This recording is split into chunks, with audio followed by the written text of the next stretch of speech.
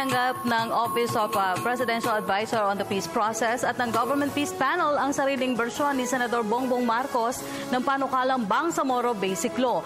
Ang mga kabataang Moro nagbigay ng kani-kanilang reaksyon sa sponsorship speech ni Marcos. Ang report mula kay Princess Habiba Sarip. Nitong 12 ng Agosto lamang ay umani ng samot-saring reaksyon mula sa taumbayan, lalo na sa mga Moro ang paghahain ng Senate Committee on the Bangsamoro Chair Senator Bongbong Marcos ng kanyang sponsorship version sa panukalang Bangsamoro Basic Law. Sa ipinadalang text ni Marjani Makasalong sa amin, pinuno ng CMYM, para sa kanilang mga kabataang Moro, tila hindi na sila natutuwa sa mga ginagawang hakbang ng mambabatas. Tingin nila, binabaliwala nito ang tunay na ipinaglalaban ng Bangsamoro tulad na lamang ng pagtanggal ng mga mahalagang probisyon na siyang tutulong upang marisolbang kaguluhan sa Mindanao. Para sa kanila, ang draft ni Senador Marcos ay mas mahina pa umano kaysa Organic Act ng ARMM.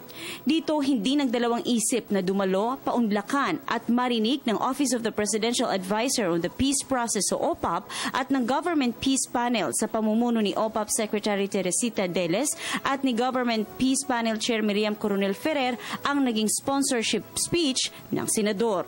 Hindi rin pinalagpas ng dalawang pinunong katuwang ng gobyerno sa pagsusulong ng BBL at klaruhin ang mga isyong nabanggit ni Senador Marcos sa kanyang talumpati hinggil sa panukalang batas, lalo na sa mga probisyong nakapaloob dito. Sa katunayan, ayon kay Government Peace Panel Chair Miriam Coronel Ferrer, tanggap nila ang magandang development na ito sa Senado dahil ang ibig sabihin lang nito, magsisimula na sa wakas ang plenary debates sa Upper House.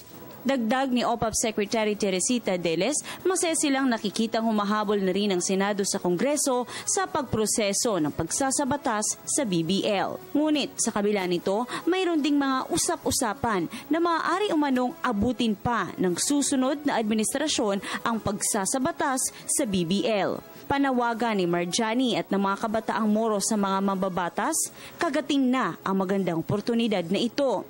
Para sa kanila, pagkaloob na sana ang kaunlarang kanilang minimithi.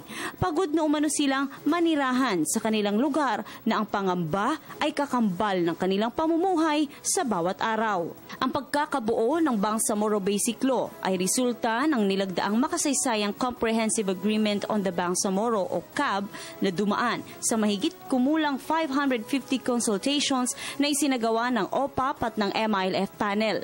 Maliban dito, ayon kay Ferrer, ang Bangsamoro Transition Commission o BTC na siyang nag-draft ng bill kasama ang mababa at mataas na kapulungan ay nagkaroon din ng iba't ibang konsultasyon hinggil sa panukala. Para sa Telebisyon ng Bayan, Princess Habiba Sarip.